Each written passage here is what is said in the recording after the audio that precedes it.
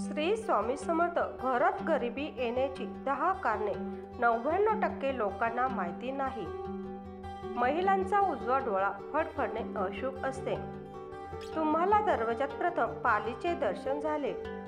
खाण्यापिण्याच्या पदार्थांमध्ये काळ्या मुंग्या येणे. आपण धन लपवून ठेवतो त्याप्रमाणे झाडू पण घरात येणाऱ्या लोकांपासून लपवून ठेवावा. मित्रांनो, घरात होणाऱ्या लहान गोष्टींमध्ये काही संकेत लपलेले असतात.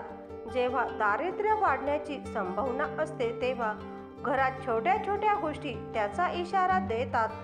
आज आपण जाणून घेऊया गरिबी येण्याचे कोणते संकेत तुम्हाला मिळू शकतात.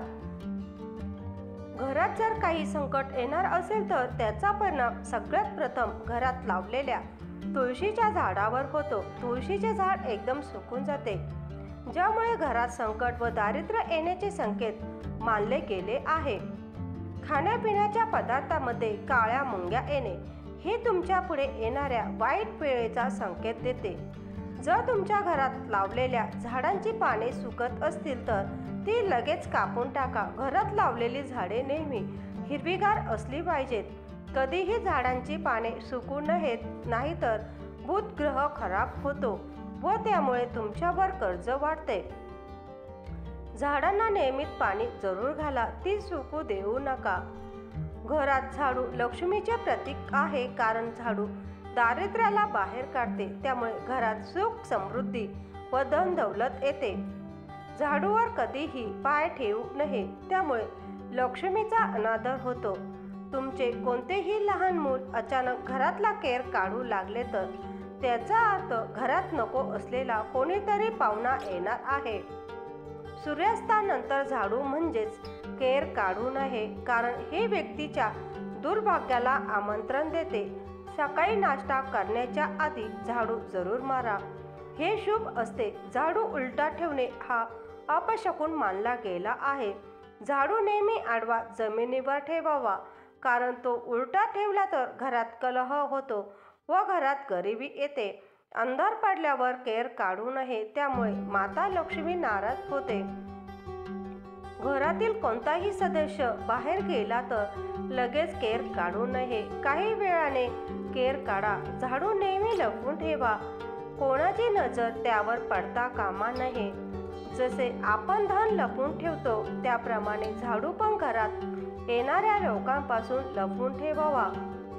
वास्तुविज्ञानानुसार जे लोक झाडूसाठी ठराविक स्थान न बनविता तो कोठेही ठेवतात, त्यांच्या घरात त्यांना आर्थिक तंगीचा सामना करावा लागतो, खर्च वाढतो. गायी किंवा कोणत्याही प्राण्याला झाडूने मारून हाकलून लावू नये, त्यामुळे माता लक्ष्मी तुमच्या घरातून रुसून निघून जाते. ज्या घरामध्ये दूध उकळून सांडते त्या घरात अचानक पैशांचा खर्च वाढतो. घरातील लोक आजारी पडतात. बऱ्याच लोकांचे असे म्हणणे आहे की दूध उकळून सांडणे हे शुभ असते, पण मी त्यांना सांगते की रोज दूध उकळून सांडत असेल तर ते शुभ नाही. जर तुम्ही कोणत्याही कामासाठी घरातून बाहेर जात असाल व येताना घरी तुम्हाला दरवाजात प्रथम पालीचे दर्शन झाले तर तुमचा वाईट काळ सुरू होणार आहे, याचा हा संकेत आहे. वेळ नेहमी सारखी नसते, हिंमत ठेवून पुढे जा. तुम्ही नवीन घर घेतले असेल व त्यात आधीच पाल मरून पडली असेल तर घरात होम हवन करावे लागेल. जर तुम्ही असे केले नाही तर त्या घरातील व्यक्तीची प्रगती होणार नाही. नकळत पाल तुमच्या शरीराच्या कोणत्याही भागावर पडली तर येणाऱ्या काळाचे सूचक आहे. तुमच्या डोक्यावर जर पाल पडली तर ते शुभ आहे, धनलाभ होणार आहे. पण जर ती केसांवर पडली तर ते चांगले नाही, तुमच्या जीवनात भारी संकट येणार आहे. डोळ्यांचे फडफडणे हा पण एक संकेत आहे.